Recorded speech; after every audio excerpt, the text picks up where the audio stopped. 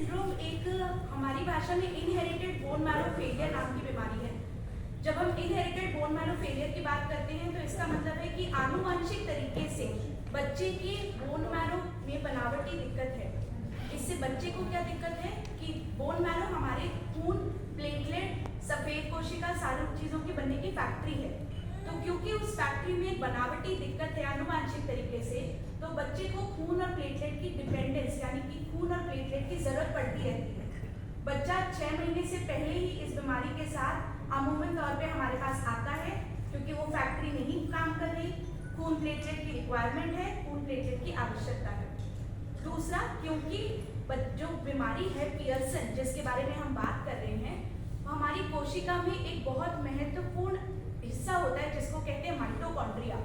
उस माइटोकॉन्ड्रिया की बनावटी दिक्कत है।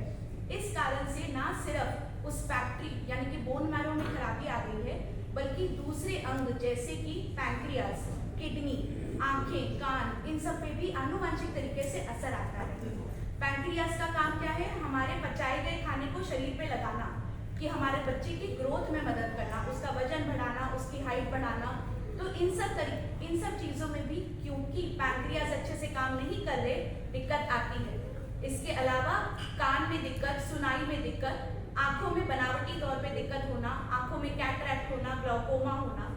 इसके अलावा किडनी में दिक्कत होना, जैसे कि किडनी से जो इलेक्ट्रॉन्स वगैरह उनका ज़्यादा छनना।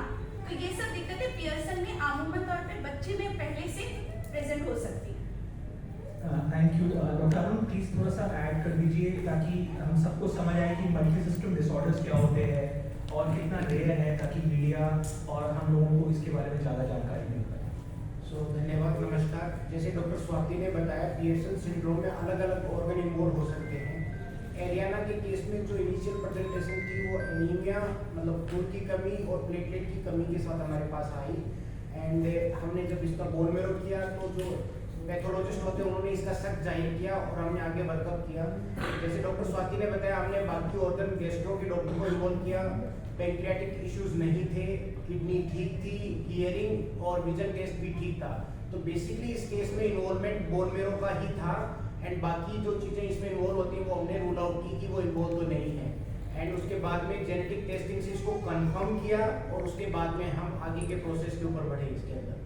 जी एब्सोल्युटली। तो जो इम्पोर्टेंट पॉइंट ये है कि दुनिया में बहुत ही कम केसेस रिपोर्टेड हैं। कुछ लिटरेचर कहता है 150 केसेस रिपोर्टेड है, कुछ लिटरेचर कहता है 800 से 1000 केसेस रिपोर्टेड है। मतलब मोटी सी बात है, ये बहुत रेयर बीमारी है।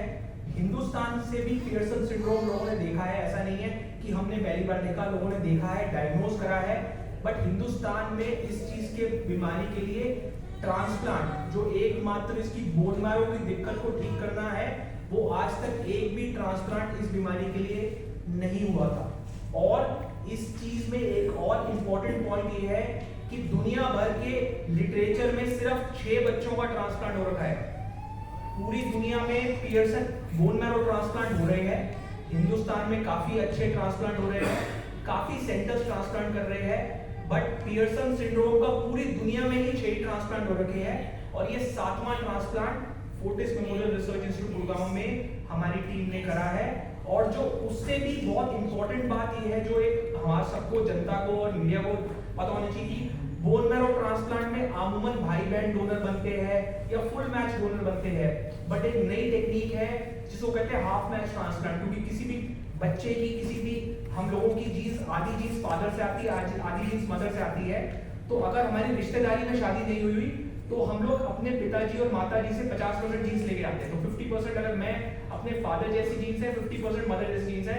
इस केस में बच्चा एक ही बच्चा है परिवार में, इसीलिए इसका भाई बहन नहीं था कोई, उससे मैचिंग वाली संभावना की बात ही खत्म हो गई। तो हमने मदर को डोनर लेके, जो हाफ मैच ट्रांसप्लांट कहते हैं, ये दुनिया में पहला ट्रांसप्लांट है। So this is the first successful transplant for Pearson syndrome, a half match haploidentical transplant in the whole world. So that's the beauty of this transplant, and it's now been 4.5 months, 4.5 महीने हो चुके हैं। बच्ची ठीक हो चुकी है, bone marrow इसकी लाल कोशिका, सफेद कोशिका, पीली कोशिका बहुत अच्छी बन रही है और ये बच्ची आपको जो आवाज निकाल के दिखा रही है कि मैं ठीक हूँ, ये जो गा रही है, ये जब भी मेरे कमरे में एंटर करती है तो ये हाई फाई करती है, isn't it? So I'm just telling the media that whenever she enters the room, she gives a high five and a flying kiss. And she is going back to the home country on Friday. They are basically from a place called Nairobi in Kenya, so they'll be flying back on Friday, and that's why we want everybody of us to be aware of the fact that rare disorders like Pearson, there are quite a number of rare disorders which have been diagnosed in this country. काफी सारे rare disorder Hindustan में diagnose होते हैं, जिनमें immunodeficiencies होती हैं, म्यूकोपॉलीसाइक्रेडोसिस, बहुत तरह के जेनेटिक डिसऑर्डर्स हैं जिसमें ट्रांसप्लांट की आवश्यकता आती है, और हम लोगों को इसकी अवेयरनेस नहीं है, परिवारों में अवेयरनेस नहीं है, जनरल डॉक्टर में अवेयरनेस नहीं है, क्योंकि ये रेयर चीजें हैं और इस तरह के ट्रांसप्लांट संभव है, और मरीज अगर टाइमली ट्रांसप्लांट करा ले तो रेयर प्रॉब्लम्स की बीमारियां भी जीवन भर के लिए ठीक हो सकती हैं। ये एक छोटा सा मैसेज